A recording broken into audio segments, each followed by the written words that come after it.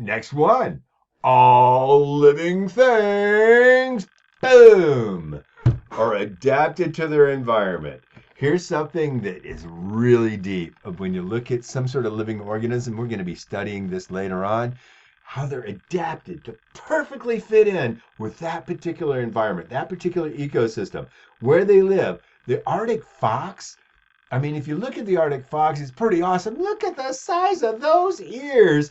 Now, those ears are just goofy looking unless you understand that the size of the ears allow the blood to come to the surface and it helps as a cooling mechanism for the Arctic fox to cool down because it's adapted to live in the desert. Notice the coloration is a great example of adaptation to fit into camouflage. Now you compare that to another kind of predator, a polar bear. Now, look, a polar bear lives in the cold, and notice how small their ears are? That's to retain the heat. They're adapted to the cold. The thick fur with the many layers of undercoat, the white color so that their prey can't see them coming. Every living organism is adapted to its environment. And really, living things don't make sense unless you see how they fit in with where they live. That's going to be one of the key learnings we're going to come to later. So there we go. All living organisms are adapted to their environment. That's a characteristic of life. Okay, next one. Characteristic of life.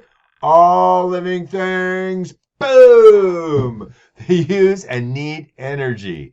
This again is something we're going to be studying that's really one of the biggest discoveries just about how life works. That you have the sunlight, energy from the sun shining down on Earth. Yeah, we know, oh, it feels so good to be in sunlight, it warms us up.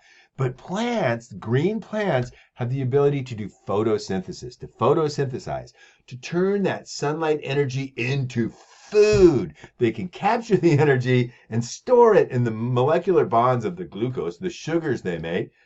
And that, again, is something that we're going to be studying pretty soon. You would have studied that in sixth grade as well, and we'd be reviewing it, but I'm going to make sure we hit that in seventh grade because it's so important. This photosynthesis thing, how sunlight energy can be captured. And now the plants, then, they can make their own energy, their own food by out of sunlight and raw materials, water and carbon dioxide from the air. And then other living organisms, like animals, have to come along and eat the plant. That's where we get our energy from, is the food we eat. And the food we eat, if we eat like a hamburger, well, the meat part got it by eating the grass, right? And the bun part of it was a plant. It was a, photosynthetic wheat or whatever. So anyway, and then you have the whole idea of the food chain. That's going to be another major concept that we're going to be learning about in ecosystems.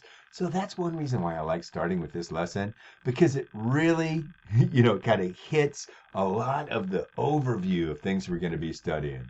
Okay, so let's go ahead and move on to the next one. All life, boom! It responds to changes in their environment. Basically, what we have here is a picture of a guy grabbing a hot thing. It's like, whoa!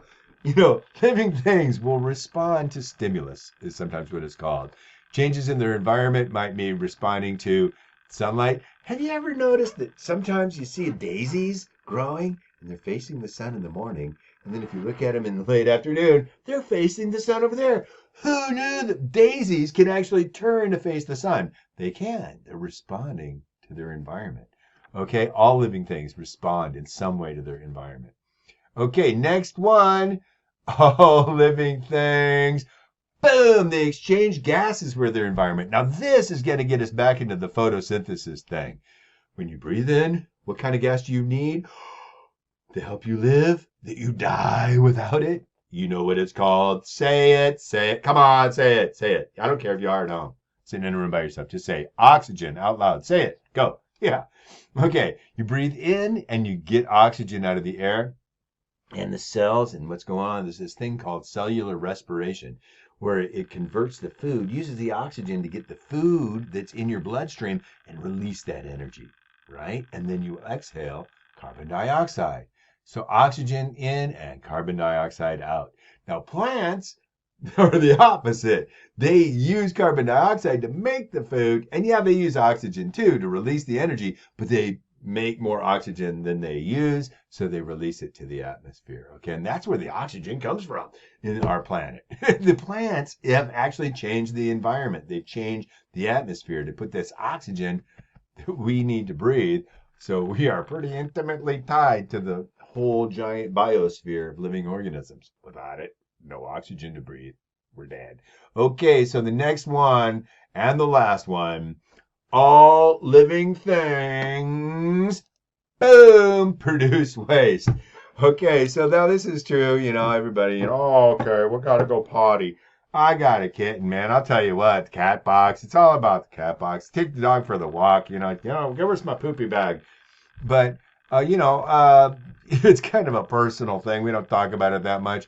But living organisms will produce waste. Even a single-celled organism like a paramecium, this is a sort of a diagram of a single-celled organism. They get food particles, and they absorb the food. They get it, it's where the energy they come from. It will break down, and then whatever's not used will be released back into the environment. So producing waste is another thing. Okay, those are the characteristics of life. You should have them in your notes. Now answer the questions coming up here, okay?